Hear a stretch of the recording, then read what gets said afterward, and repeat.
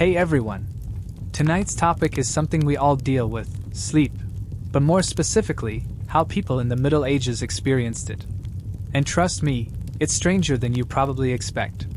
Before we dive in, take a second to like the video and subscribe only if you genuinely enjoy this kind of content. Also, drop a comment letting me know where you're watching from and what time it is on your end. I always love seeing how global this community is. Now dim your lights, maybe switch on a fan for that cozy background hum, and let's drift into tonight's story together. Before electricity, social media, and influencers promoting perfect sleep routines, medieval folks had a night schedule that would confuse most of us today. It was known as segmented sleep, a two-part sleep cycle that divided the night like a dry old biscuit from the 1300s. Here's how it worked. After sunset, people would head to bed pretty early, entering what they called first sleep. Roughly 4 hours later, they'd wake up, on purpose, and spend an hour or two doing what can only be described as medieval multitasking at midnight. This wasn't seen as insomnia. It was just normal back then. This middle-of-the-night period had a variety of uses. People prayed, read religious works, checked on the fire or their animals. Because nobody wants to fall back asleep wondering if their goat escaped again. And yes, this was also considered the best time for intimacy. Medical guides and marriage handbooks of the era claimed people were well rested and mentally calm during this window. Basically a fancy way of saying, too sleepy to argue. So if you think making coffee for your partner at dawn is romantic, just remember your ancestors were really setting the bar high, in the middle of the night. After this interlude, they'd settle back into second sleep, which lasted until sunrise. This wasn't just common. It was practiced by nearly everyone, from religious monks to rural farmers. Even writers like Chaucer mentioned this pattern, so apparently even in medieval literature, folks were writing about not sleeping straight through the night. Interestingly, modern research suggests this two-part sleep might actually be more in line with how humans are wired, especially in the absence of artificial lighting. So if you ever find yourself wide awake at 2 a.m., don't freak out, just murmur, "Ah yes, the watch begins," and maybe pretend to stoke an imaginary fire. It wasn't until the rise of factories, gas lighting, and productivity pressure during the Industrial Revolution that we started expecting sleep to be a solid, uninterrupted 8-hour block, as if slumber were a competitive sport. But back then, waking up at midnight wasn't a failure. It was just what people did. Like it or not, everyone followed that rhythm. Let's now talk about their beds, or whatever passed for beds in those days. Today, we're spoiled with options, memory foam, gel cooling layers, and obsessing over thread counts. Back then, a bed was often a pile of organic material that used to be alive, now flattened by the weight of exhaustion and a lifetime of bad posture. Most peasants slept on something called a pallet, basically straw or hay stuffed into a sack made from rough cloth. If they didn't have the sack, it was just loose straw on the floor, maybe damp, possibly shared with a barn cat. These makeshift beds weren't exactly cozy, but they beat lying directly on the cold ground. Straw was cheap, easy to find, and helped insulate against chilly nights. Unfortunately, it also made a great home for bugs, lice, and the occasional mouse. Sleeping was a careful activity. You stayed as still as possible. If it itched, you ignored it. If something bit, you shifted slightly and hoped it went away. Families who had a bit more money, or stronger backs, might raise their straw mattress onto a wooden frame.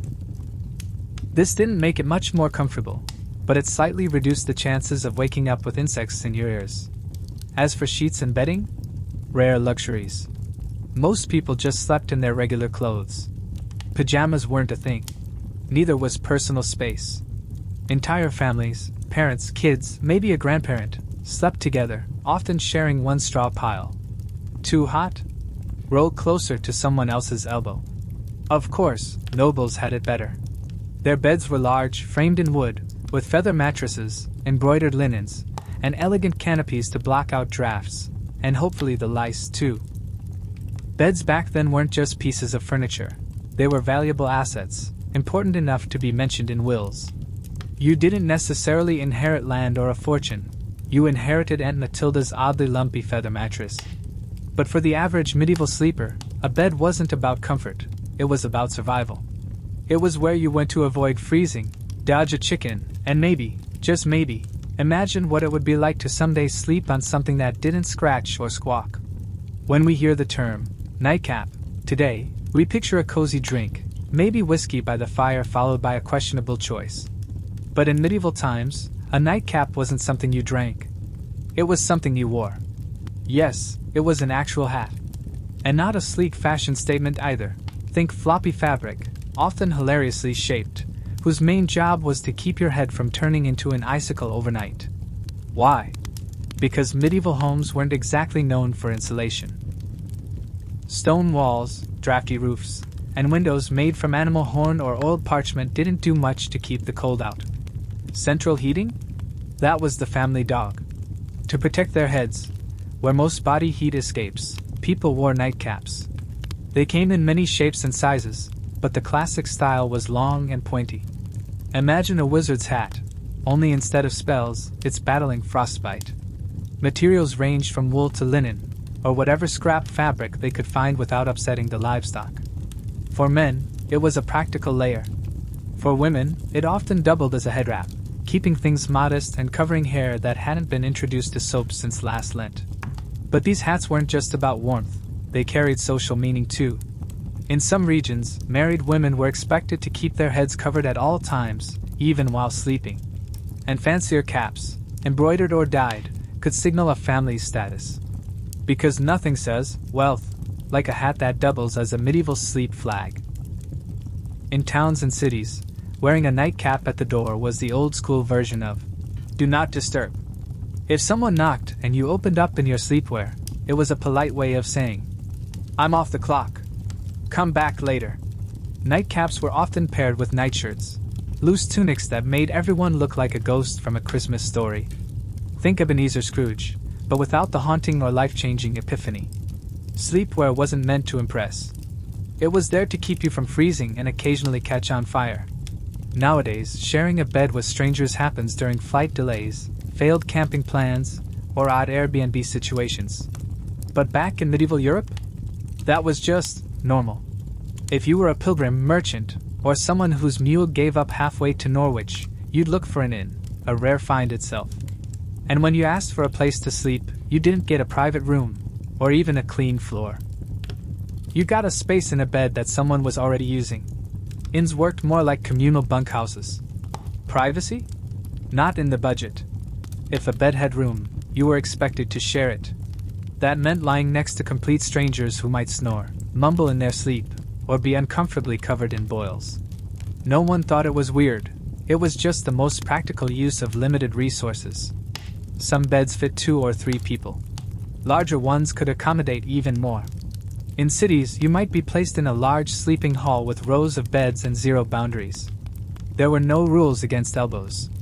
Snoring battles were free-for-all.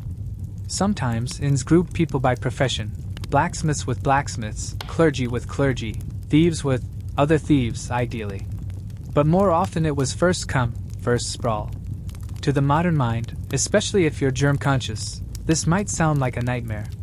But compared to sleeping outside in the cold, with wolves, rain, and the occasional peasant riot, it was a serious upgrade. Theft was a real concern, though. Many travelers slept with their money pouch tied to their belts or tucked into their clothing. Some even used their luggage as pillows, turning it into a makeshift alarm. Because if someone moved your sack, odds are you were about to lose your savings. Naturally, the wealthy didn't deal with this.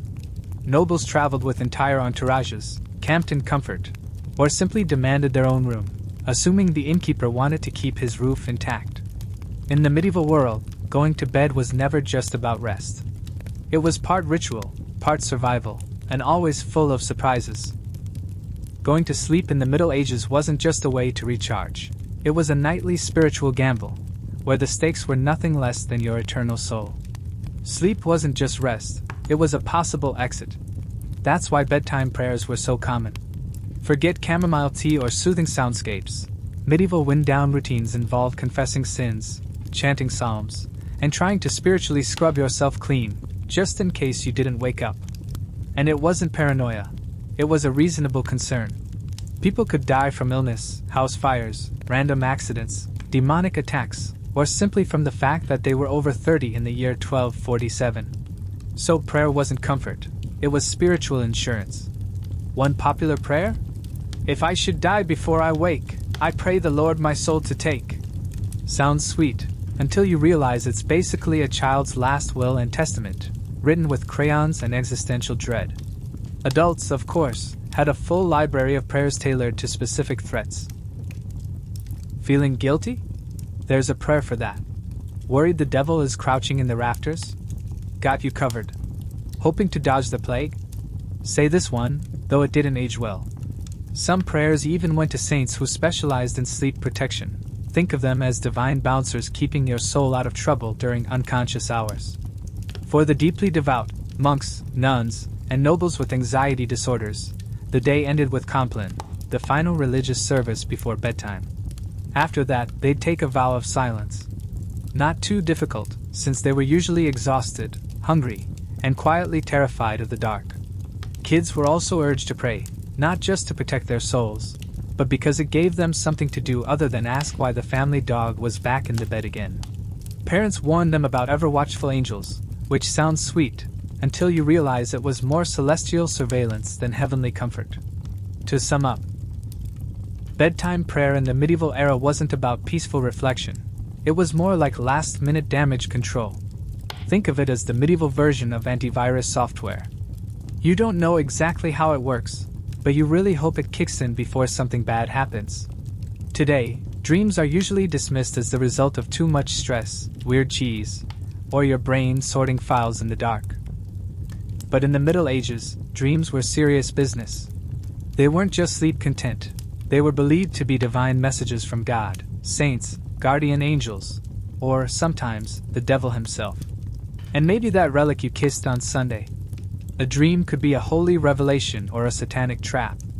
Either way, you were expected to pay attention, maybe write it down, confess it, or fast for 3 days to be safe. Monks, nuns, and wandering visionaries spent an unsettling amount of time decoding dreams. Entire books were written on the subject. Dream about fire? Probably hell. Water? Could be purification, or drowning. A man with a goat head juggling fish? You needed a priest, and maybe a new zip code. They believed that while the body slept, the soul remained active. That meant your dreams could expose sins you hadn't admitted, or temptations you hadn't consciously noticed. That slightly embarrassing dream about stealing a loaf of bread? That might be your inner self revealing real-life gluttony. Or it might just mean you were hungry. Either way, best to confess it, just in case. Holy visions during sleep were even encouraged among the faithful. Monks often wrote down their dreams and shared them with superiors. Some were praised for their sacred insight. Others were gently advised to eat fewer onions before bedtime. But dreams weren't just religious diagnostics. They were also prime storytelling fuel. Medieval tales are packed with dream sequences where knights meet angels, demons, or mystical animals reciting poetry about morality. Dreams were the Netflix of their world, except everything was an allegory, and no one got a happy ending. Naturally, the church kept a suspicious eye on all this. Not every dream was divine. Some were believed to be planted by demons as spiritual sabotage. So if you dreamt something scandalous or impure, that could mean your soul was being attacked. Or that you slept too close to a smoky fire again. Today, letting your pet snuggle in bed is seen as cute, if a bit smelly. But in the Middle Ages, sleeping next to animals wasn't a quirky choice. It was part of your survival plan. Let's start with the obvious. Medieval homes were not cozy. Stone walls, no insulation, and drafts that felt like they had personal vendettas. As for central heating, that would be the family pig. In many peasant households, it was common for people and animals to sleep in the same room. Sometimes they shared the same bed. Often, it was just one big pile of straw where everyone, humans, chickens, goats, made it work. Dogs curled up at the foot of the bedding, chickens wandered through like they owned the place, and pigs grunted contentedly by the hearth. If you were lucky, none of them bit your toes before morning. This wasn't about affection, though animals were certainly valued, it was about warmth. Animals gave off heat. They were warm, consistent, and far less likely than your cousin to steal the blanket. A big dog meant warmer feet. A cow standing in the corner might boost the room temperature just enough to be bearable during a bitter winter. Medieval peasant homes were often just one multipurpose room. You cooked, ate, slept, and occasionally died all in the same spot. Kids might sleep between their parents and a goat, while a chicken made for a natural alarm clock. Hygiene? Probably best not to dwell on that too much. For wealthier families, the setup was different. Nobles usually didn't bunk with barnyard animals. But they did sometimes allow lapdogs into bed, not for warmth, but for status and flea redistribution. Some castles even had dedicated quarters for favorite pets, because what says elite, like a dog with its own room and honorary title? Of course, sharing your bed with livestock had downsides. Animals can be loud, they have no concept of personal boundaries, and they tend to wander. But people adapted. A hoof to the face at 3 a.m.? Just part of the nightly routine. If you've ever stayed at a noisy hostel and thought, this is a bit rough, then may I introduce you to the medieval monastery dormitory, where comfort came to die quietly under strict silence. Monasteries were not designed for softness. Dozens of monks would sleep in one giant room, arranged in rows like moral sardines. Beds were typically wooden boards, maybe topped with straw if the abbot was feeling festive. On feast days, you might get something slightly less splintery. You slept fully dressed, not for modesty, but because changing at 2 a.m. in the dark for prayer was more painful than wearing your robe to bed. The monastic habit, robe, belt, sandals, acted as both spiritual armor and extremely ineffective insulation. Too cold? Add another layer. Too hot? That wasn't your problem. There were no pillows, no curtains, no chit-chat. Absolute silence was the rule. Saint Benedict demanded it. Even groaning too loudly could earn you a week of chamber pot duty. Snoring was a gray area. You couldn't help it, but if it disturbed the peace, heaven might still keep score, or at least your fellow monks would. Lighting? One candle, maybe. You weren't meant to see anything. You were meant to lie still, stay quiet, and not sin. Despite the harshness, monks believed these conditions trained the soul. The goal wasn't comfort, it was discipline. Sleep was scheduled, monitored, and stripped of luxury. Some monks even slept sitting upright, just to avoid the temptation of dreams or relaxation, or, apparently, blood circulation. Compared to that, a peasant's straw bed and noisy pig almost seemed deluxe. At least the pig didn't judge you. Now let's talk about something that would horrify modern sleepers. Waking up on purpose at 2 a.m. Not for a snack. Not for doom scrolling. But for cold, candlelit, middle-of-the-night prayer. In medieval monasteries, this was completely normal. Monks and nuns followed a strict spiritual schedule based on the canonical hours, a series of daily prayers that structured their lives. The first service of the day wasn't at sunrise. It was matins, held in the pitch-black hours when even the owls were questioning their life choices. The bell would ring. The chapel bell would ring, often by the unfortunate soul who drew the short straw that night, and an entire dormitory of groggy, robe-clad monks would shuffle off in silence to the chapel. And yes, still fully dressed. Because monks didn't do pajamas, the only layers they cared about were spiritual ones. Inside, lit only by flickering candles and surrounded by echoing stone walls, the monks would chant psalms, recite scripture, and do their absolute best not to fall asleep while standing. Spoiler, it happened. And when it did, punishment. Usually in the form of more prayers or additional chores. Drift off during matins? Congratulations, you now get to lead tomorrow's matins. These services could go on for over an hour, sometimes even 2, if the monastic order was particularly enthusiastic about spiritual endurance. Picture trying to stay focused on holy verses while your stomach reminds you that dinner was just a bowl of lentils and a sermon, and your body is slowly powering down. After the service, monks might return to bed for their second sleep, unless they belonged to a stricter order. In that case, no rest. Straight into study or physical labor. Because what better time to thresh grain than on 4 hours of interrupted sleep? Why so early? The idea was to offer the quietest, most sacrifice-laden hours of the night to God, before daylight, distractions, or dreams of comfort could intrude. It was meant to show deep devotion, Or at least it did once you got past the numb toes, candle smoke, and Brother Ambrose's off-key chanting. In today's world, sleeping alone is often celebrated. It's peaceful, independent, and comes with sole custody of the blanket. But in the medieval world, sleeping alone was considered weird, inefficient, and possibly even dangerous. To begin with, heat. As we've covered, medieval beds weren't exactly warm havens. Stone walls and open hearths did little to trap heat, and thermostats were still a few plagues away. So people slept together, not for romance, but for survival. Siblings, parents, visiting neighbors, kids, they all piled in. It was like a sleepover, except nobody invited you, and you were too cold to complain. But warmth wasn't the only concern. People also believed the night was spiritually risky.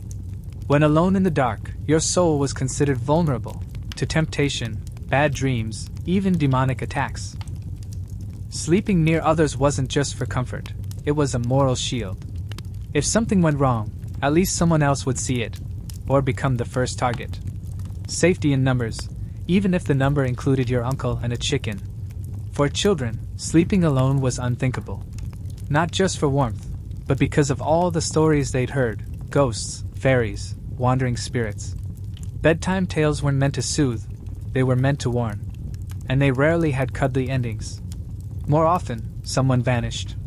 Even married couples rarely had the bed to themselves. Children, servants, and the occasional guest often shared the space. Privacy wasn't a right, it was a modern invention. In fact, the sight of two people alone in a giant bed would have been seen as strange, or worse, suspicious. Even in monasteries, monks usually slept communally. And when someone was told to sleep alone, it was often because they were being punished. Yes, solitary sleeping could be a disciplinary measure. The medieval mindset was simple. Sleeping solo invited sin. Sleeping in a group? Built-in accountability. So next time you stretch out in your bed, alone, with your own blanket and no goat in sight, savor that silence. In the medieval world, you'd probably be wedged between two kids, a shaggy dog, and a cousin who snores like a forged bellows. Now, if you've ever nodded off while sitting up, say, in a lecture, on a train, or in a dentist's chair, you know that it's unpleasant and comes with a sore neck and a little shame. But in medieval times, sleeping upright wasn't a mistake. It was a deliberate lifestyle choice. Especially among the wealthy and the pious, upright sleeping was preferred. Why? A few reasons, none of which sound very relaxing. One belief was that lying flat could disrupt digestion, breathing, or the sacred balance of your bodily humors. In a world where a sneeze could be blamed for a soul displacement, this logic seemed perfectly valid. Sleeping propped up was believed to help avoid brain congestion, a term that sounds terrifying, but mostly meant, don't let the blood pool in your head or something bad might happen. Sleeping flat on your back in the Middle Ages? That was asking for trouble, both medically and spiritually. First, there was the fear of choking on your own phlegm, a charming concern rooted in the medical theories of the day. Second, there was the creeping anxiety that sleeping horizontally looked a little too much like being dead. And no one wanted to accidentally confuse God or unintentionally catch the eye of the angel of death by mimicking the classic funeral pose. Was this superstitious? Absolutely. But when your village priest also played the role of your doctor, spiritual guide, and occasional dentist, you learned to pick your battles. So instead of lying flat, many people slept in a reclined position, propped up by bolsters, oversized pillows, or the medieval equivalent of a lazy boy carved from wood. Wealthier folks even had beds customized with angled supports, perfect for digesting their evening meat pie or fending off a surprise demonic ambush. Monks, as usual, turned it into a test of faith. In some stricter orders, monks slept upright, sometimes on benches or leaning against cold stone walls, using only their hoods to cushion the discomfort. It wasn't about health, it was about discipline. Too much comfort might invite dreams. Dreams might contain temptation. Temptation led to sin. And sin? That earned you a 5 a.m. confessional appointment. Clearly, sleep was less about rest and more about moral resistance and some genuinely confusing theology. Forget ghosts or goblins under the bed. The real nightmare for medieval sleepers was already in the bed. Tiny, relentless, and utterly immune to prayer, fleas, lice, and their itchy sidekick, the bedbug. Let's not romanticize it. Hygiene was not the Middle Ages' strong suit. Baths were rare. Washing clothes was labor-intensive. And soap? Let's just say its ingredients were sometimes better left unnamed. Now mixed out with hay-stuffed mattresses, reused bedding, and the occasional rogue chicken underfoot, and you've got the perfect setup for a pest paradise. Fleas and lice weren't rare, they were everyday roommates. Even nobles, despite their silk sheets and downy pillows, weren't safe. Some wealthy households even employed professional nitpickers, yes, actual servants assigned to comb through their lord's hair and clothing for lice. Imagine putting that on your medieval resume. Royal scalp attendant. Bedbugs, on the other hand, were the stealth assassins of medieval sleep. They hid in wooden bed frames, mattress seams, even the cracks in cold stone walls, waiting to emerge and feast like tiny vampire commandos. This is why nightcaps and full-coverage sleepwear weren't always just for warmth. Sometimes, they were your only line of defense. People tried everything. Some burned herbs like wormwood or tansy to repel the bugs. Others sprinkled ashes in their bedding, or even slept with onions or garlic, a method that may have done little to deter fleas, but was definitely a romance killer. It wasn't just discomfort. Fleas were also considered symbolic. They were reminders of sin, impurity, or your generally flawed spiritual state. In fact, fleas made their way into medieval poetry. Some verses were moral tales, others were strangely romantic. Nothing says love like, "May we be as united as the flea who bites us both." So while today you might lose sleep thanks to buzzing phones or car alarms, in medieval times it was more likely to be due to constant scratching, twitching, and the growing certainty that something was crawling on you, because it was. And if all of that wasn't enough to keep you up at night, imagine trying to sleep while wearing 100 pounds of iron. No, really.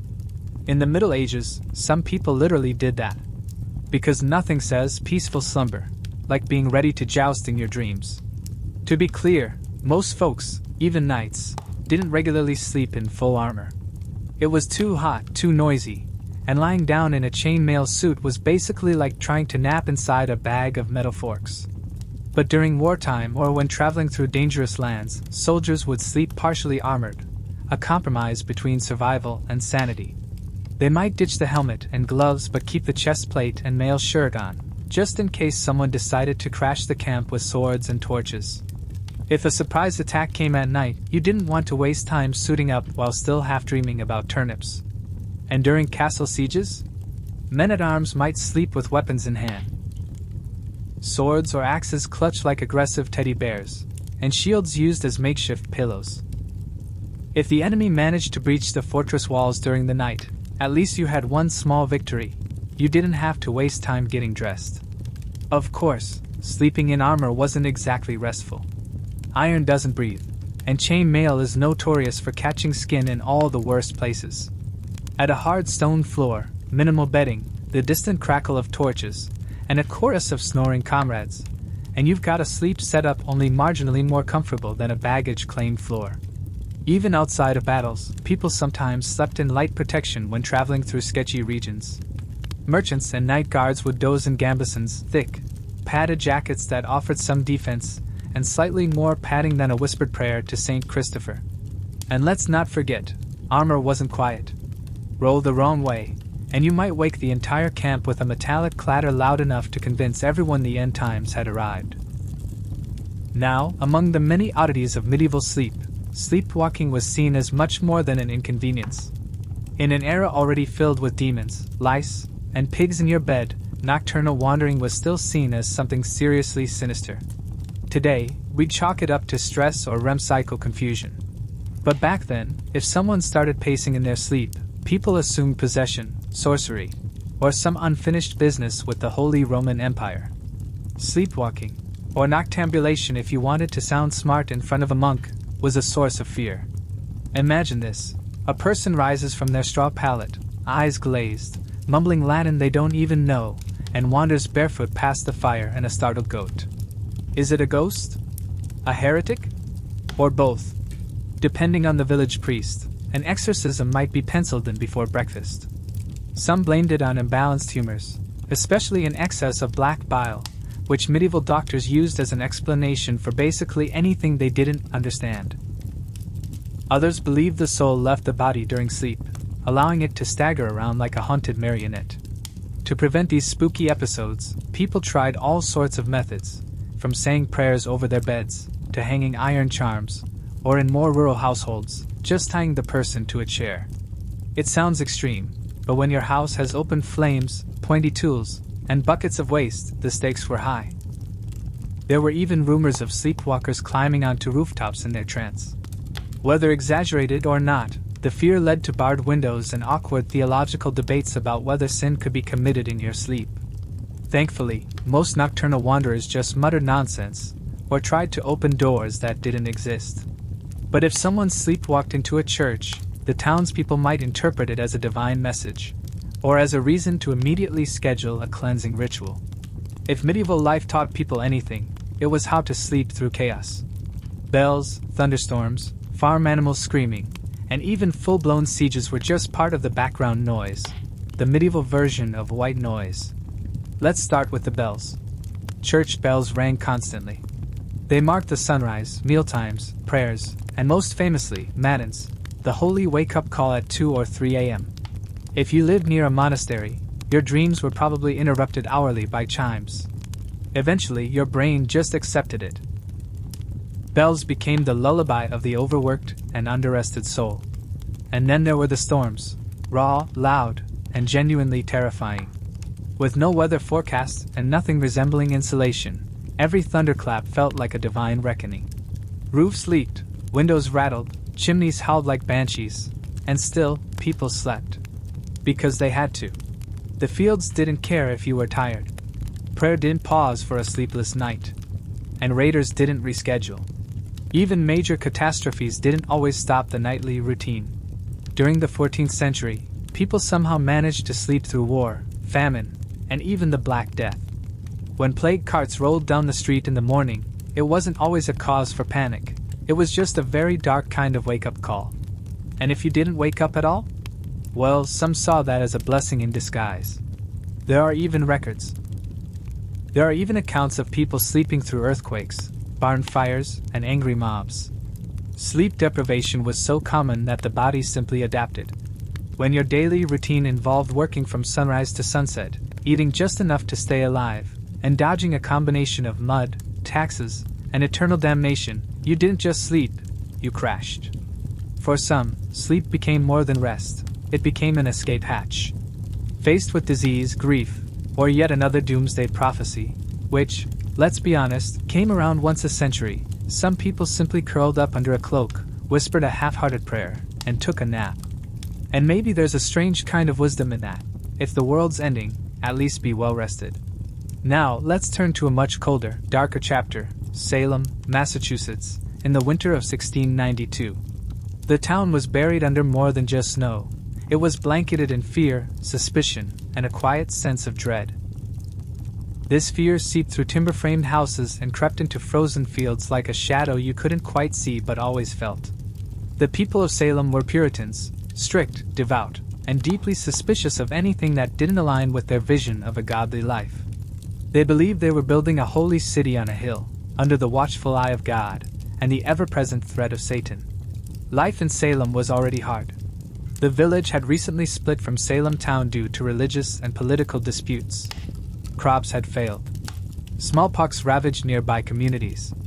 Conflicts with native tribes had left scars, both physical and emotional. On top of that, there were land disputes, family feuds, and an ever-growing resentment toward outsiders or anyone who stood out.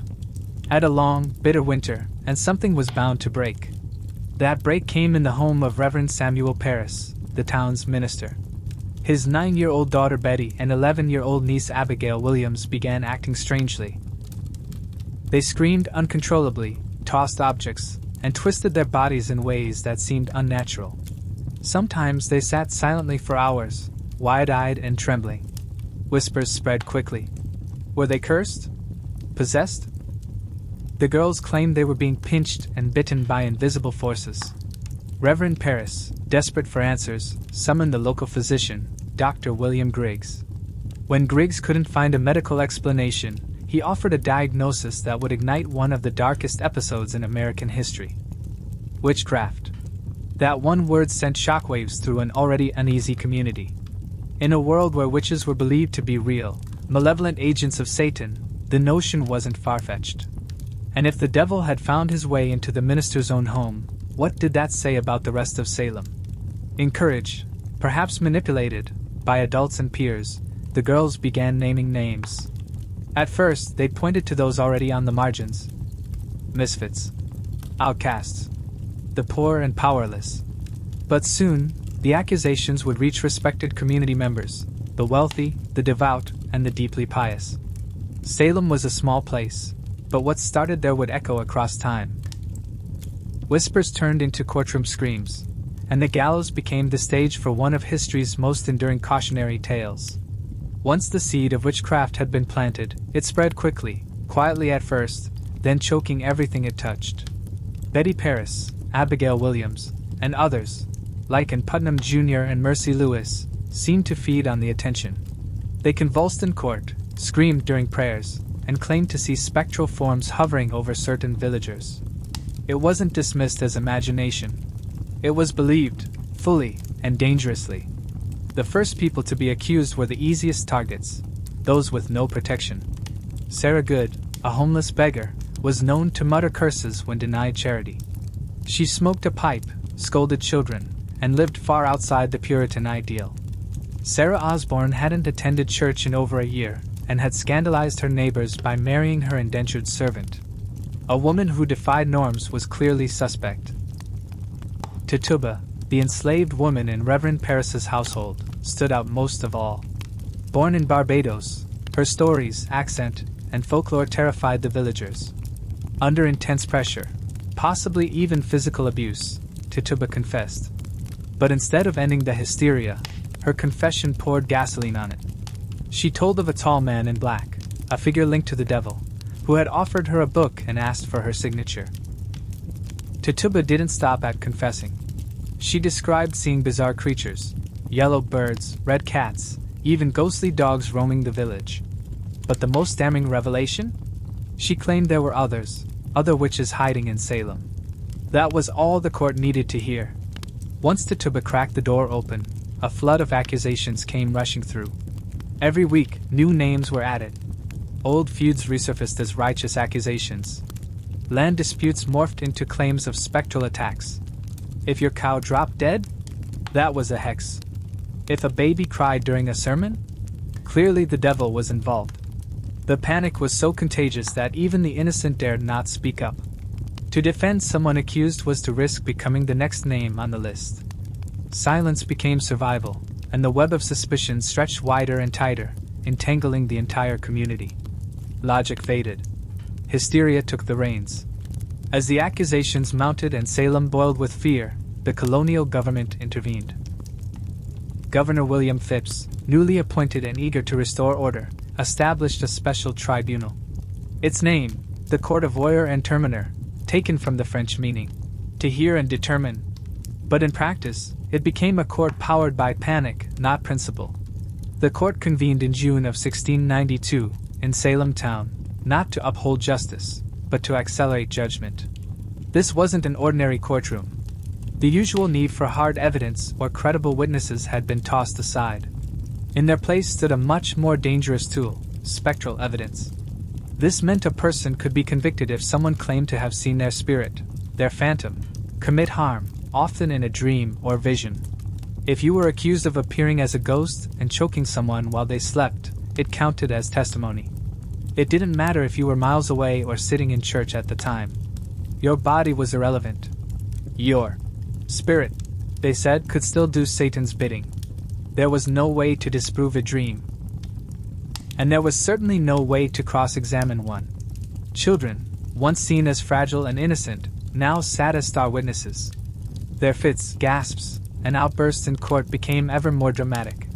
Mary Walcott, for example, would collapse the moment a suspected witch entered the room. If the accused looked at her, she screamed. If they didn't, she screamed louder. These performances were mesmerizing. And the judges, including Samuel Sewell and Chief Justice William Stoughton, accepted it all without hesitation. There were no defense lawyers. That concept didn't even exist in colonial justice. If you were accused, you stood alone. Deny the charges? The afflicted girls writhed in pain. Confess? You might avoid the noose, but only if you named others. The system didn't just encourage lies, it demanded them. Worse, the trials became a kind of spectator sport. Crowds from neighboring towns gathered to watch the proceedings. The accused, often poor, bewildered, and utterly powerless, were paraded in chains before packed galleries. And yet, not everyone was convinced. Some whispered doubts. Some wondered why only the vulnerable, the odd, the poor, the non-conforming, were being accused. But few dared voice these doubts aloud. To question the court was to question God's will. And in Salem, reason had been exiled. The law became a mirror, not of justice, but of pure fear. On June 10, 1692, the gallows took their first life. Bridget Bishop, outspoken, unconventional, and already scarred by scandal, was the first to be executed. She wore bright red. She ran a tavern. Years before, she had already faced witchcraft accusations. During her trial, neighbors claimed her spirit tormented them at night. They said their infants had died after she passed by. They accused her of keeping enchanted dolls. She denied everything. Still, the court pronounced her guilty. She was marched to Gallows Hill, a barren, windswept slope just beyond Salem. No prayer. No pardon. The rope tightened. The crowd watched. And with her execution, the machine of death began its slow, merciless churn. The hangings came quickly. On July 19th, 5 more women were led to the gallows. Sarah Good, Susanna Martin, Rebecca Nurse, Elizabeth Howe, Sarah Wilds. Some were well respected. Rebecca Nurse in particular shocked the community. She was elderly, pious, and beloved by many. Her execution proved that no one was safe. Rebecca Nurse was elderly, devout, and cherished by many in the community. Even the jury originally found her not guilty. But under mounting pressure from the court and the increasingly dramatic fits of the afflicted girls, the decision was reversed. Her final words drifted through the air like a haunting warning. "I am as innocent as the child unborn." It didn't matter. The news had no interest in innocence. It tightened just the same. In August, more executions followed. Then came September 22nd, the deadliest day of the trials. 8 people were hanged in a single morning. Among them was Martha Corey, a woman who had publicly doubted the legitimacy of the trials early on. Her husband, Giles Corey, would suffer a fate even more brutal. Giles refused to enter a plea. Without it, the court couldn't try him, so they turned to an archaic punishment. Peine forte et dure, the pressing of stones upon the chest. Over 3 excruciating days, they piled rocks on his body, each one a silent demand for submission. He never gave in. His last reported words have echoed through history with grim defiance. More weight. By the time the nightmare ended, 19 people had been hanged, 1 crushed to death, and at least 5 more died in prison awaiting trial. Over 200 individuals were accused. Many confessed falsely, hoping it would save their lives. The gallows didn't just loom over Salem's hill. They cast shadows across every home and heart. Fear had become law, and blindfolded justice had been led up the scaffold hand in hand with panic. While executions drew attention, hundreds more languished in prison, often in filthy, overcrowded cells, awaiting a verdict, or a miracle. Salem's local jail couldn't hold them all. Accused witches were carted off to jails in Ipswich, Boston, and surrounding towns, shackled to damp walls, half-starved, freezing, and forgotten. These prisoners weren't witches. Most weren't even outsiders. They were neighbors, fellow churchgoers, parents, children. Their only crime? Perhaps a quarrel with the wrong person, or owning a piece of land someone else coveted. Personal grudges were cloaked in holy language, and petty disputes became accusations of the supernatural. A pig wandered into a yard and died? Witchcraft. Someone refused to lend firewood. They cursed the axe. Take Mary Eastie, for example. She was the sister of Rebecca Nurse, a respected mother of 7, known for her devotion to faith. The court released her, briefly. But when the afflicted girls began having more fits, she was arrested again. Her fate was sealed. In her final appeal, Mary didn't beg for her own life. She pleaded that the judges end the madness before more innocent lives were lost. She was executed shortly after. Then there was Dorothy Good, only 4 years old, the daughter of Sarah Good. After her mother's arrest, Dorothy was interrogated. Under pressure and fear, she confessed, as much as a terrified child could. Her ramblings were taken as proof. She spent 8 months in chains, imprisoned as a witch. When she was finally released, she was mentally broken, forever scarred by trauma no child should know. Even pregnancy offered no guaranteed reprieve. Elizabeth Proctor, wife of John Proctor, who would later hang, was found guilty. Because she was pregnant, her execution was postponed. That delay may have saved her life. She gave birth in prison and was released after the trials finally ended. As the months dragged on, accusations multiplied. Some confessed out of desperation, hoping to avoid execution. Then, in order to prove their repentance, they named others. Entire families were swept up in the chaos. Fathers, daughters, wives. No one was beyond reach. The jails were overflowing. Resources ran dry. Disease spread, and more accused died waiting for trials that would never come. Still, each week, new names were added. In Salem, it no longer mattered who you were. It only mattered who was willing to say your name. By autumn of 1692, the spell of hysteria began to weaken. Not because the authorities suddenly saw reason, but because reality intruded. The turning point came when the accusations went too far. Supporters of the trials suddenly found themselves targeted. Reverend George Burroughs, a former minister of Salem, was arrested and accused of leading the witches. He was educated, articulate, and had once clashed with influential families. That was enough. But on the day of his execution, Burroughs did something no one expected. At the gallows, Reverend George Burroughs stunned the crowd. He stood tall and recited the Lord's Prayer perfectly, something witches were widely believed to be incapable of doing. A hush fell over the crowd. Some cried. Even hardened witnesses felt a shift. But the execution proceeded anyway. That moment planted a quiet, dangerous seed, doubt. Then came the breaking point, an accusation against Mary Phipps, the wife of Governor William Phipps himself. The hysteria had finally climbed the social ladder and landed at the colony's highest doorstep. Already shaken by growing criticism and the chaos his special court had unleashed, Governor Phipps took action. In October 1692, he dissolved the court of Oyer and Terminer, effectively halting all executions and trials. The public mood had turned. Ministers who had once stood silent, or even supportive, began speaking out. Increase Mather, one of the most influential Puritan leaders, denounced the court's methods. He boldly declared, "It were better that 10 suspected witches escape than that one innocent person should suffer." It was a radical idea in a society that had spent months believing exactly the opposite. The people who had once cheered the trials began to murmur doubts.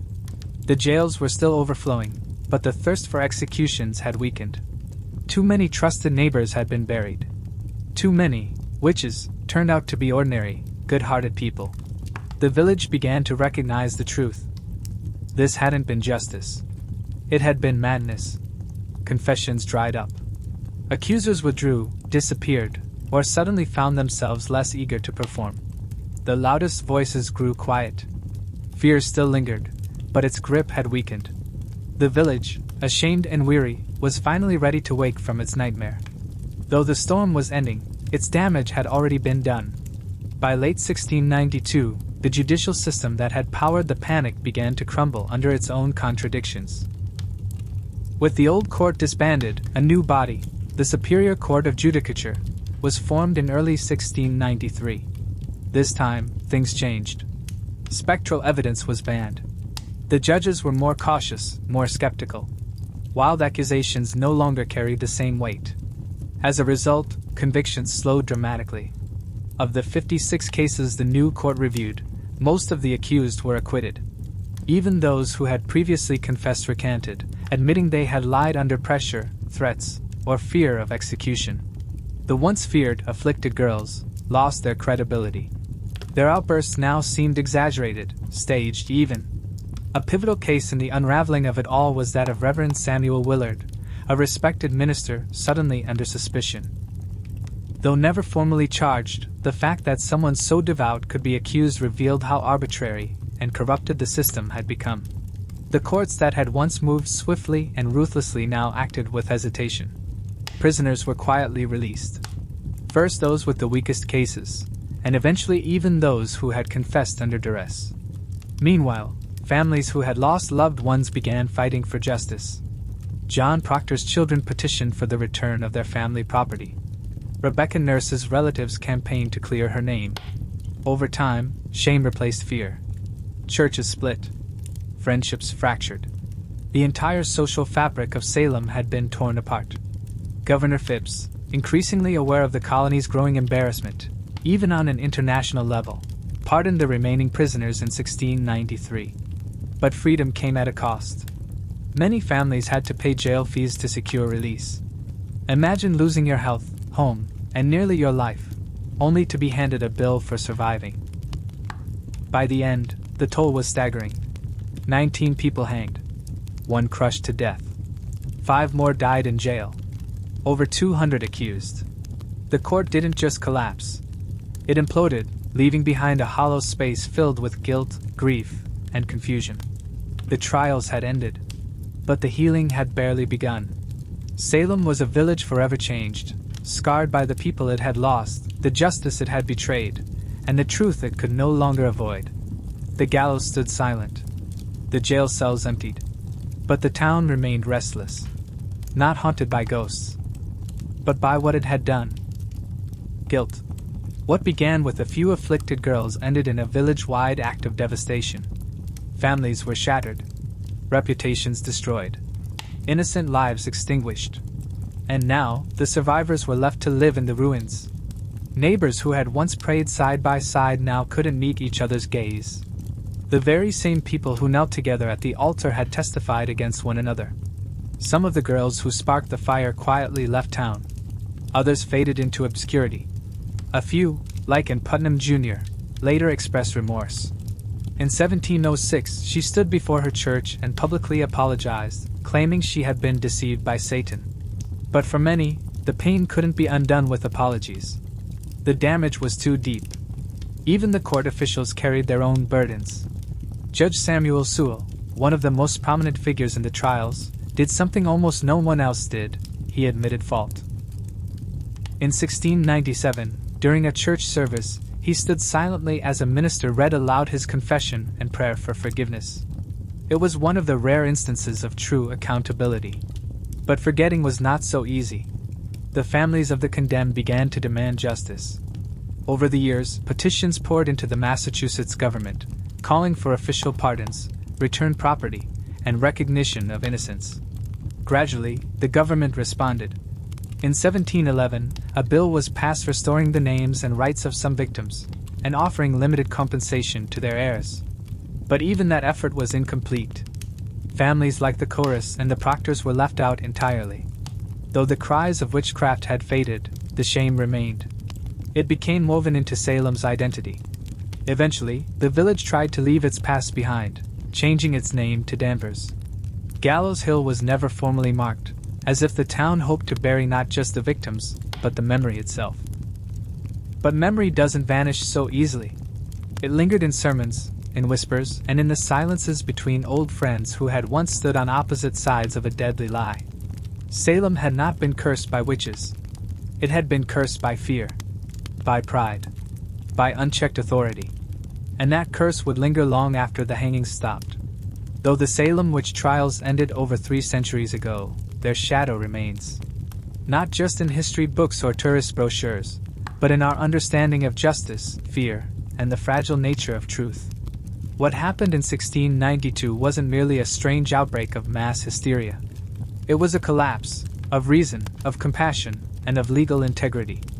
Ordinary people, farmers, midwives, ministers, became executioners, not through violence, but by believing too quickly and questioning too little.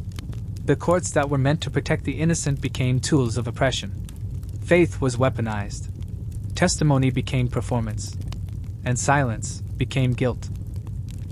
Perhaps the most chilling part of it all is how fast it happened. In just a matter of months, fear overran facts. Old grievances dressed up as piety turned into death sentences. It didn't take devils, only a belief in them. And yet, out of this darkness came lessons that shaped America's future. The events in Salem were repeatedly cited in debates over due process and civil rights. When the U.S. Constitution was written nearly a century later, it included safeguards that Salem had lacked. A right to legal counsel, a right to confront your accusers, a requirement for concrete evidence. These protections were hard-won truths, forged in part from the horrors of Gallows Hill. Today, we hear the term witch hunt thrown around carelessly, used in politics, headlines, and sound bites. But it's rarely used with any real understanding of the terror it represents. Because Salem wasn't a metaphor. It was a real town, where real people were hanged for imaginary crimes. Betrayed by the systems designed to protect them. Perhaps the most enduring lesson of Salem is this. Fear, when left unchecked, becomes its own form of tyranny. And when power, whether courts, churches, or governments, gives fear legitimacy, it becomes nearly unstoppable. The gallows are gone. The courtrooms are quiet. But the warning remains. Truth is delicate. Justice doesn't arrive on its own. And unless we remember, history has a way of looping back on itself.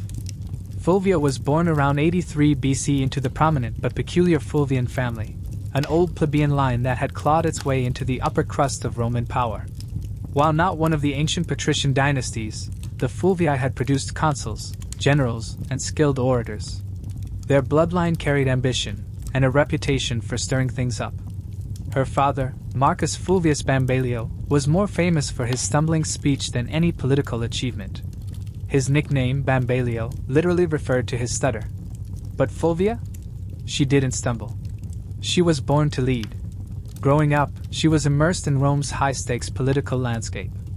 In her home, senators and generals argued over policies, while betrayal and bribery were as common as wine. Politics in Rome wasn't confined to speeches and senatorial votes. It unfolded in marriages, funerals, whispered gossip, and private pacts. Roman women of Fulvia's class were expected to be elegant, silent supporters, well-educated, yes, but obedient and unseen. Fulvia shattered all of that. She was rich. She was connected. She was shrewd, and she knew it. Though the details of her early life are blurred by time, her later deeds reveal a woman who was perceptive, politically sharp, and completely fearless. She didn't fade into the backdrop, she took center stage. Her ambition, her intellect, and her willingness to act set her apart even in a world where power was meant for men. And what a world it was. Rome was a city on the edge. Civil wars, populist uprisings, and clashes between powerful generals, Sulla, Pompey, Caesar, turned the Republic into a pressure cooker. Institutions were crumbling. Rules were being rewritten.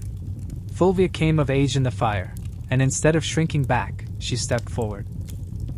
She didn't see politics as something dangerous and masculine. She saw it as a battlefield waiting for a new kind of general. She would go on to marry 3 of the most influential men of her era.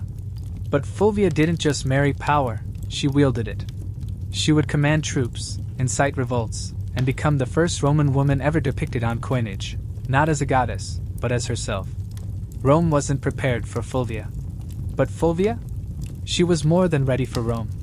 Her first husband was Publius Clodius Pulcher, a man as bold as she was, and just as disruptive. This riot? It wasn't just grief, it was Fulvia's first true political maneuver. And it worked. She had a gift for stirring public emotions, turning tragedy into strategy. By wielding her husband's memory as a weapon, Fulvia didn't just stay relevant, she stepped into the arena. Rome now saw her not as a widow, but as a force. She didn't dwell in mourning. In Rome, influence had a short shelf life, and Fulvia understood this better than anyone. Not long after Clodius's dramatic end, she entered a new union, this time with Gaius Scribonius Curio, a rising star and passionate supporter of Julius Caesar. On paper, Curio might have seemed an odd choice. He was flamboyant, theatrical, and known for his dramatic flair. But behind the showmanship was a sharp political tactician.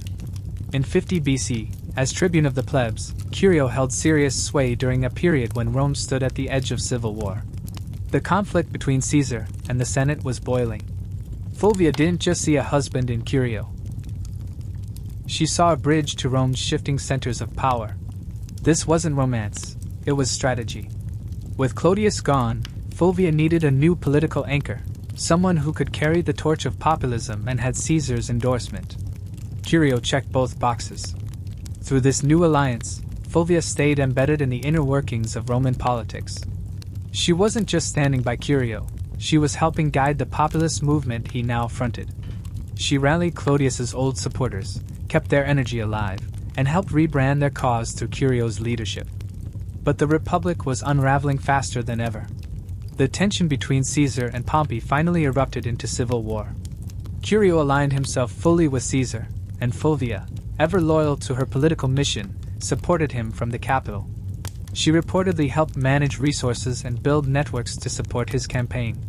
In 49 BC, Curio led a military expedition to Africa to secure Caesar's interests. It ended in disaster. Curio's army was decimated. He was ambushed and killed by King Juba of Numidia. His death was brutal. His defeat total. Once again, Fulvia was a widow. Once again, Rome watched to see if she'd retreat. She didn't. Instead, Curio's death only cemented her reputation as a woman of iron resilience. She had now lost 2 husbands, both defenders of the populist cause, and she still hadn't stepped away from politics. In fact, her most dramatic chapter was yet to come. Her 3rd marriage would be her most famous, to Mark Antony, the magnetic general and trusted ally of Julius Caesar. They married around 47 BC. But this wasn't just a union of hearts, it was a merger of empires. Fulvia had mastered the street politics of Rome. Antony, rising fast through military and political ranks, needed someone like her to navigate the chaos of the city. Together, they became a formidable power couple at the heart of a crumbling republic. By now, Fulvia had outlasted assassinations, riots, and civil wars. She had buried 2 powerful husbands and outmaneuvered their enemies. Antony, for his part, was no stranger to scandal. He drank heavily, gambled frequently, and lived flamboyantly. But with Fulvia, he found not just companionship, but a political partner. She helped maintain his alliances, secure his supporters, and protect his interests when he was away at war. Antony recognized her brilliance. He allowed her access to his letters, trusted her to issue commands in his absence, and included her in key decisions. She even sat in on political meetings and influenced official appointments. Roman historians, many hostile, painted her as domineering and power-hungry. But what really disturbed them wasn't her ambition, it was that she behaved like a Roman man, in a society that had no concept of a woman with authority. Then, in 44 BC, disaster struck again. Caesar was assassinated. As chaos surged through Rome, Antony moved quickly to claim Caesar's mantle. But while he prepared to face rivals like Octavian and form the second triumvirate with him and Lepidus, it was Fulvia who held the capital. She ran patronage networks. She managed politics on the home front. And she held Rome together while the men battled over its future.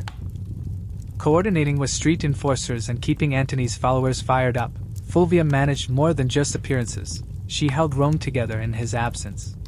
She even orchestrated a political marriage, giving her daughter Clodia to Octavian in an attempt to seal a fragile alliance, one destined to collapse in spectacular fashion. But Fulvia wasn't just a symbolic figure. She appeared publicly as Antony's political equal, not just his wife. Her name appeared on official Roman coinage, alongside Antony's image, a stunning break from tradition. She wasn't lurking behind power. She stood squarely within it. But Roman power was always borrowed, and Fulvia was about to find out just how much a woman could take before Rome pushed back. While Antony ventured across the empire for campaigns and negotiations, Fulvia remained in Rome as his de facto regent. She wasn't holding court, she was running the streets.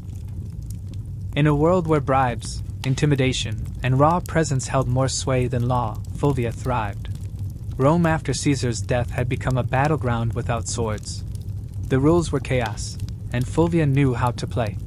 She negotiated with factions, directed allies, appeased the angry urban poor, and, most boldly, acted as Antony's political double.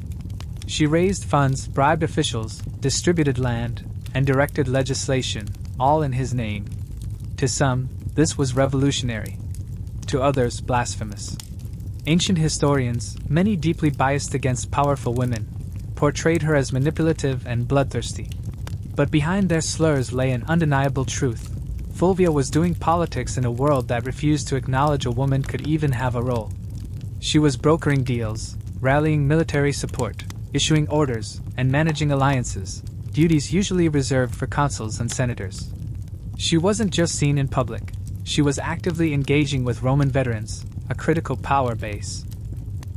While Antony pushed eastward, Fulvia became the face of his authority in Italy.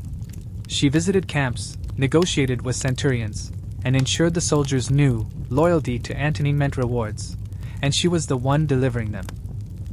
But that kind of influence came at a price. The aristocracy, especially Octavian's allies, grew increasingly resentful. A woman, and one without a male guardian, was wielding power over law, legions, and the loyalty of Rome itself. To them, Fulvia was dangerous. She wasn't whispering in ears, she was commanding. She wasn't maneuvering behind her husband, she was stepping in front of him. And Fulvia wasn't blind to the mounting storm. She saw what Antony and Octavian seemed to deny, that Rome wasn't big enough for both of them. So, Fulvia did the unthinkable. In 41 BC, with Antony still abroad, she declared war against Octavian, the man who would one day become Augustus. And she didn't whisper it. She made it known. Together with Lucius Antonius, Antony's younger brother and a sitting consul, Fulvia led a rebellion to challenge Octavian's tightening grip on Italy. The cause? Publicly, they claimed to be defending Antony's political interests and the land rights of Caesar's veterans. But this wasn't about policy. This was Fulvia's war. She may not have drawn the sword herself, but her fingerprints were on every decision. She stirred unrest. She inspired troops. She planned logistics. She rallied public outrage, framing Octavian as a betrayer of Caesar's ideals. With Lucius serving as her voice in the Senate, Fulvia worked behind the scenes, assembling a powerful force, 8 legions strong, and captured the city of Perugia, modern-day Perugia. This was no sideshow.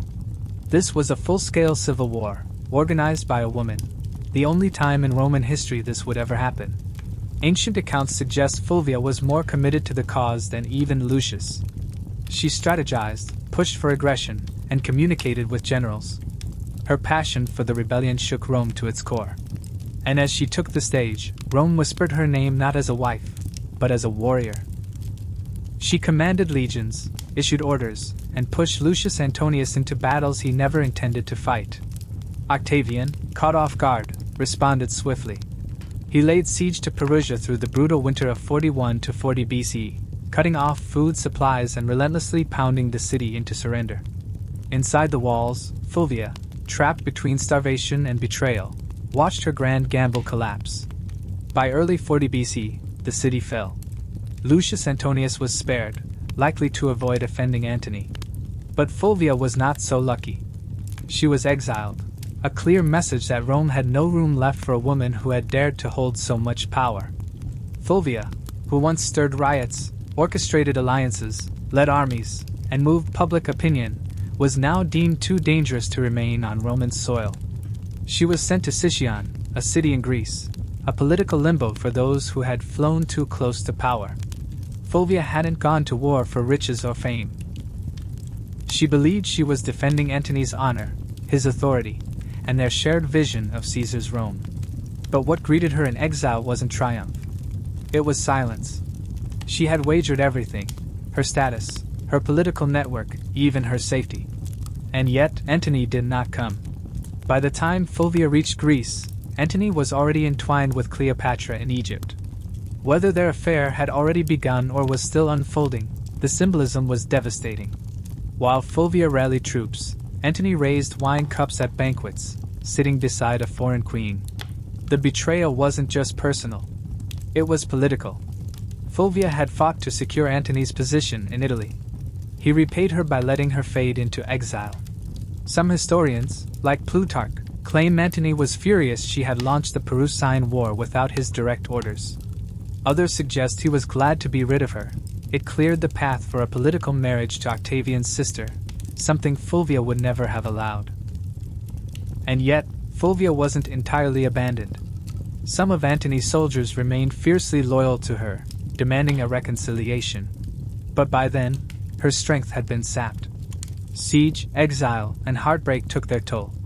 Fulvia died in Sicyon later that year, in 40 BC, perhaps from illness, perhaps from sheer exhaustion. She was around 43 years old. Her death offered Antony a clean political escape. He quickly met with Octavian and married his sister, Octavia, solidifying a temporary peace between the rival factions. The triumvirs were reunited, but only because the one woman bold enough to defy them was gone. Fulvia's legacy would soon be eclipsed by Cleopatra's myth, but make no mistake, Fulvia came first. She didn't whisper in backrooms or hide behind men. She stepped forward, spoke with authority, and led from the front. Rome didn't know what to do with a woman like that, so it erased her. But her rebellion left ashes smoldering, and her name could not be entirely buried. After Fulvia's death, the men she had once outmaneuvered, Antony, Octavian, and others, began to reshape her story. She was no longer alive to defend herself. So her enemies wrote the script. And like so many ambitious women in history, Fulvia became a scapegoat. Ancient historians, almost exclusively male and politically motivated, blamed her for everything. The Perusian War, the rupture between Antony and Octavian, the unraveling of the Roman Republic. Writers like Appian, Dio Cassius, and Plutarch painted her as jealous, overbearing, and power-hungry. They accused her of dragging Lucius into war, provoking Octavian, and even contributing to Antony's eventual downfall. But were those accusations fair? Hardly. Fulvia operated in a political arena where scheming, manipulation, and even bloodshed were not only accepted, they were expected. At least, if you were a man. She wasn't more ambitious than Caesar, no more confrontational than Pompey, and certainly far less ruthless than Octavian would one day become. Her only real crime? Being a woman who dared to act like a Roman man. Fulvia didn't sit quietly weaving in the home, nor did she exist as mere decoration at her husband's side. She wrote letters to generals. She stirred crowds into action. She commanded the loyalty of troops. And that made her dangerous, not just to Octavian, but to history itself. Even Mark Antony, the man whose cause she had so fiercely defended, distanced himself from her legacy. After reconciling with Octavian and marrying his sister, Antony blamed Fulvia for the civil war, as if her death could absolve him. Her memory became his political scapegoat. There were no statues raised in her honor, no speeches made in the Senate, no mourning rites in the Forum, only silence. But Fulvia couldn't be erased entirely. She had done too much. She had commanded armies, shaped elections, brokered political marriages, and started a civil war, not in someone else's name, but in pursuit of her own vision. She was the first Roman woman to appear on coinage, not as a goddess or a symbol, but as herself, fully human and fully political. Yes, her reputation was tarnished, deliberately so, but her imprint on Roman history remains undeniable. For all the efforts to slander or diminish her, Fulvia refused to disappear.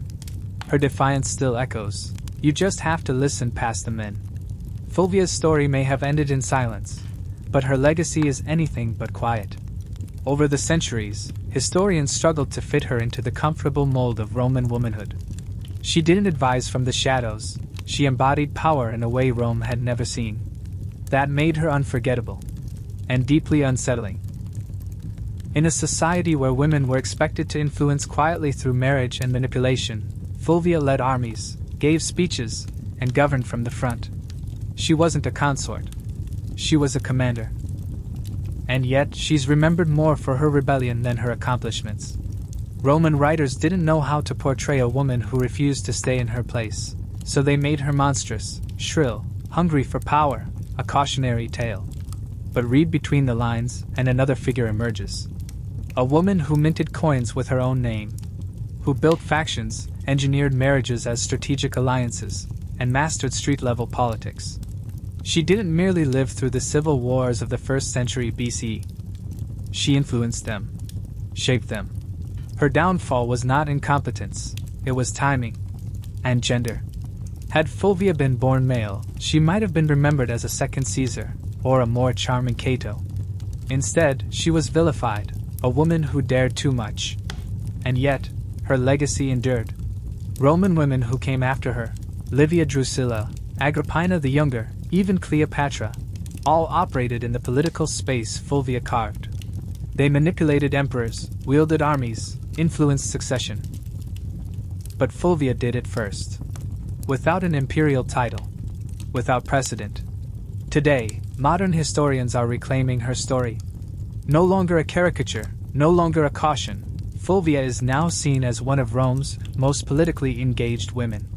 She tested the limits of female authority in a patriarchal empire, and paid dearly for it. She didn't just witness the fall of the Republic. She challenged the men who brought it down. Rome tried to erase her. But Fulvia's fingerprints remain, on its politics, on its ruins, and on every story of powerful women that came after her. Not a footnote. A force. A woman centuries ahead of her time. By 1963, the civil rights movement had surged into the national spotlight. Sit-ins, freedom rides, and boycotts were no longer rare. They had become the heartbeat of the struggle. Leaders like Rosa Parks, Medgar Evers, and John Lewis had risen beyond headlines. They were now symbols of resistance, faces of courage, and voices of a rising tide. The idea for the March on Washington wasn't born in a single moment. It rose from years of frustration, organizing, and unshakable hope. Black Americans were done waiting. They were ready to make their voices heard, at the doorstep of power. The concept of a massive demonstration in Washington, D.C. had been around for decades. Philip Randolph, a labor leader and lifelong advocate for civil rights, had first envisioned it back in the 1940s. His goal then was to pressure President Roosevelt into desegregating the defense industry. It worked. Roosevelt signed an executive order, and the march was called off. But now, in 1963, the stakes were even greater. Randolph, joined by strategist Bayard Rustin and Dr. Martin Luther King Jr., revived the vision. And this time, they weren't just marching for employment. They were marching for equality, for justice, and for safety in their own skin.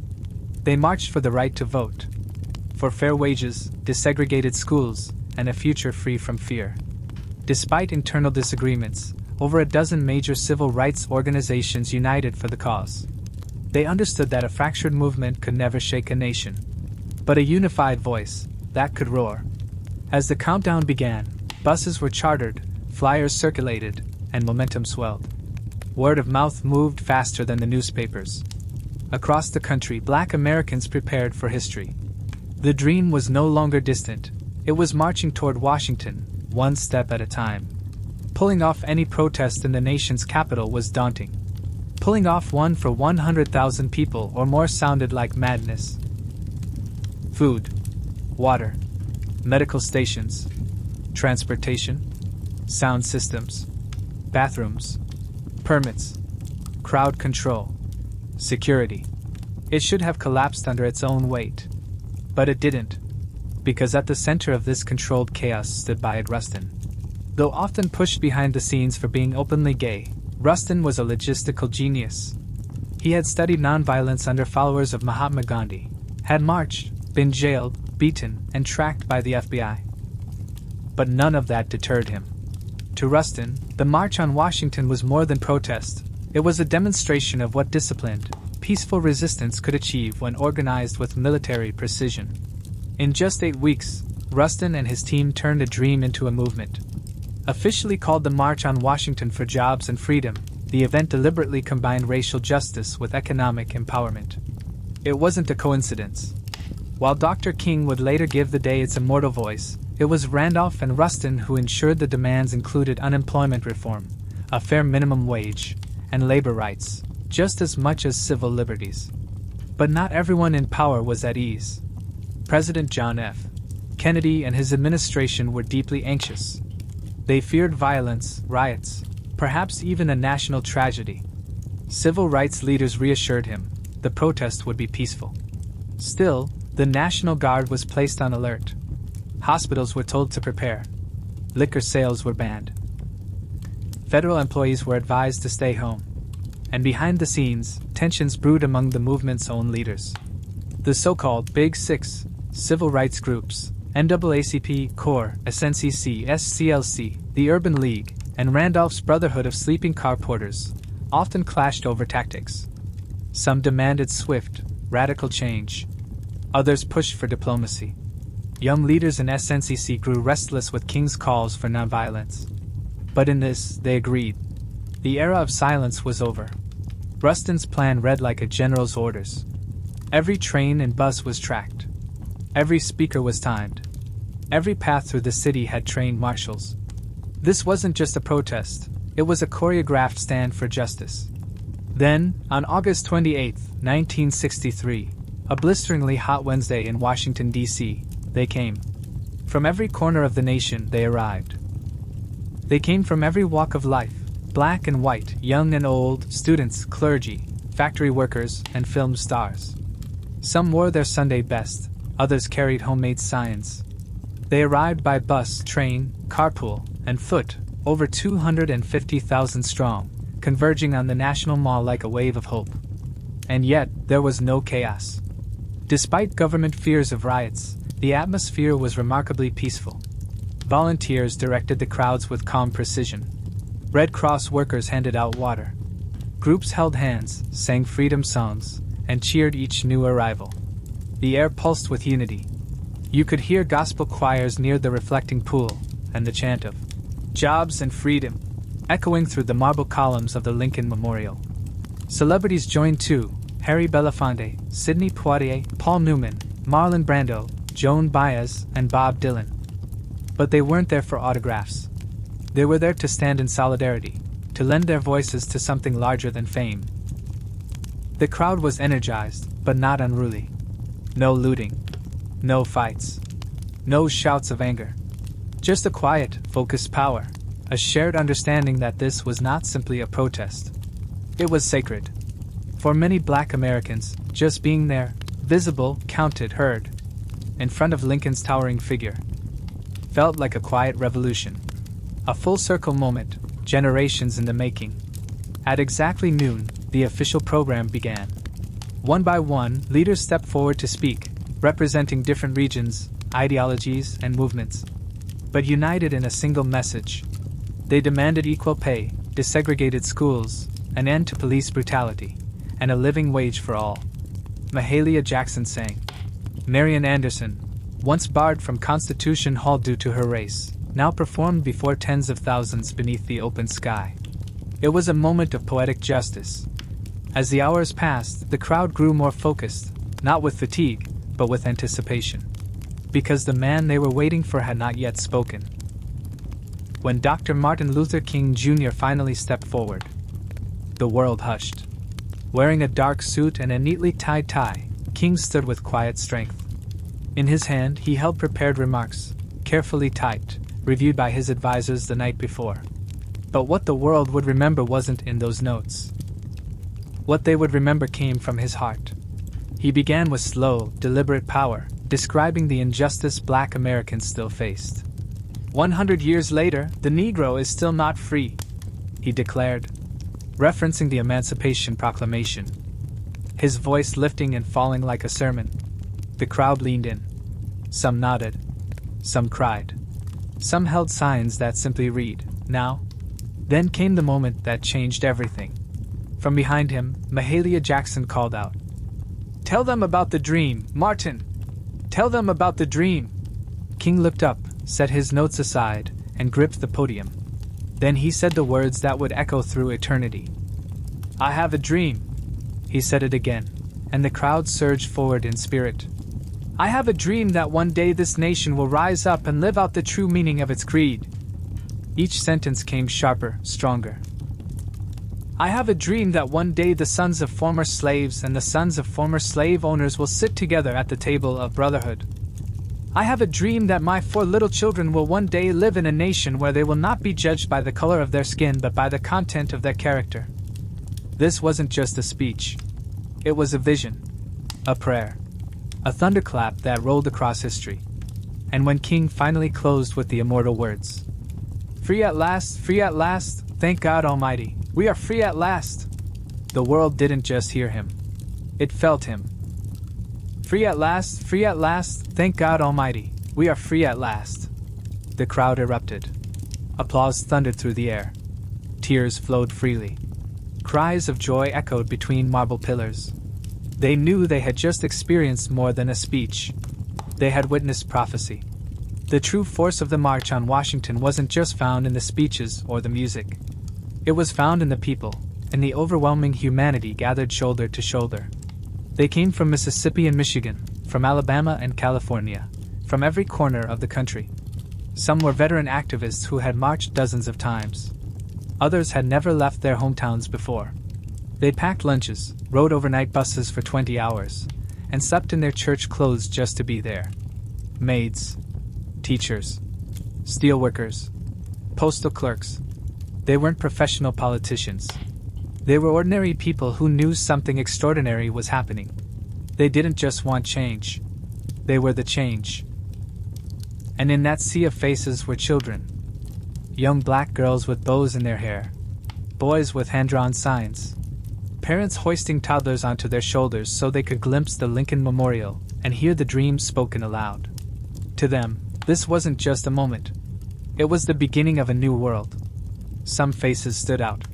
John Lewis, only 23 years old, represented SNCC, the Student Nonviolent Coordinating Committee.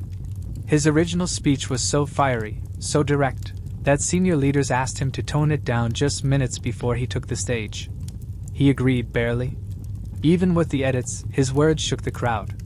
Daisy Bates, the only woman to speak, didn't speak for herself. She delivered a prepared message on behalf of other women in the movement. A symbolic moment, but also a reminder. Even in a movement about equality, women still had to fight to be heard. There were union leaders, rabbis, nuns, priests, and students from every background. Not everyone agreed on tactics. Some embraced King's nonviolence. Others aligned more with Malcolm X's urgency. But for that one day, those differences dissolved. Unity won out. It was a symphony of possibility. Black and white hands linked in solidarity. Freedom now, buttons glinting in the sun. And the quiet, steady rhythm of 250,000 people breathing as one. They weren't just watching history. They were making it. Yet behind the images of peace and purpose, the reality was far more complex. Behind the scenes, the March on Washington was held together by courage, compromise, and last-minute coordination. At the center of it all stood Bayard Rustin, the logistical mastermind. A man who faced constant attacks, not for his organizing, but for being openly gay and once associated with communism. Even within the movement, Rustin's identity made some uneasy. At one point, Congressman Adam Clayton Powell threatened to publicly accuse Rustin and King of being lovers, unless Rustin was removed. That threat haunted every stage of the march's planning. And then there was the issue of women's voices. Women like Ella Baker, Diane Nash, and Dorothy Height had been foundational to the civil rights movement. But on the stage that day, they were largely sidelined. Rosa Parks stood in the crowd, beloved by all, but she wasn't handed the microphone. The movement still bore the marks of the very systems it sought to dismantle: hierarchies, blind spots, exclusions. Tensions brewed even within the Big Six, civil rights organizations. SNCC's younger leaders were losing patience with slow progress and moderate demands. They wanted to challenge systemic racism with sharper tools and louder voices. Corps shared those frustrations. But unity, even if fragile, was too important, just for one day. Meanwhile, the federal government monitored it all with suspicion and fear. J.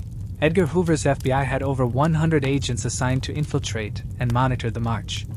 They bugged hotel rooms, followed key organizers, gathered files and recorded conversations. They were convinced violence would erupt, that the event would be hijacked by communists. But none of that happened. What happened next wasn't violence or chaos. It was surveillance. The government, particularly the FBI, intensified its scrutiny, especially of Dr. King. While the crowd dispersed peacefully, Hoover's agents didn't pack up. They doubled down. And then, there was the issue of money. The march cost more than $250,000, a sum that would translate to millions today. Most of it came from unions and sympathetic donors, but organizers were scrambling right up to the last moment.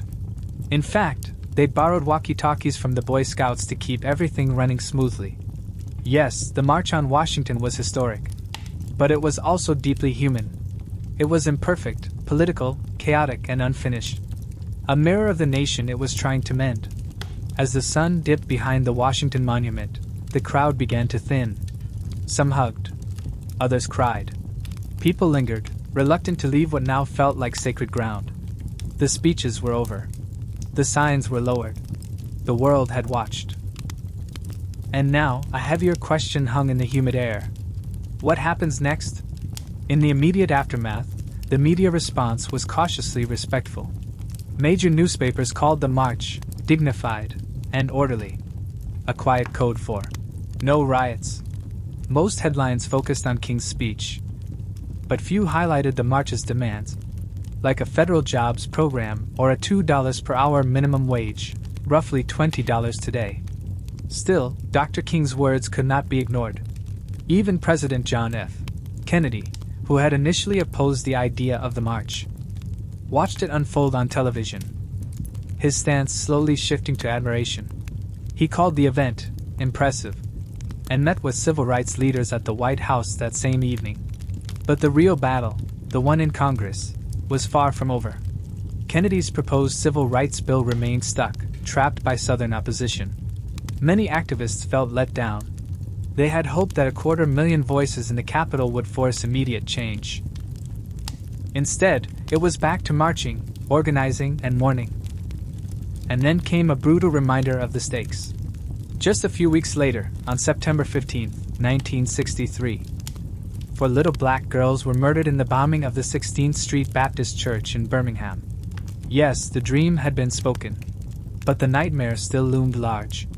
Yet something had undeniably shifted. The March on Washington marked a turning point. It showed that mass protest could be powerful, peaceful, and impossible to ignore. It unified civil rights groups, labor unions, clergy, celebrities, and everyday Americans under one cause. And most of all, it gave the movement a voice, a symbol, and a dream. The march ended. But the journey didn't. The path ahead would pass through blood, hard-won legislation, and cultural upheaval. The March on Washington didn't just stir the conscience of a nation. It reshaped its moral foundation. There were no instant legislative wins, but momentum had been built. Less than a year later, in July 1964, President Lyndon B. Johnson signed the Civil Rights Act into law. It outlawed segregation in public places and banned job discrimination based on race, color, religion, sex, or national origin. Then in 1965, the Voting Rights Act followed, striking directly at the heart of Jim Crow. Would these landmark laws have passed without the march? Maybe.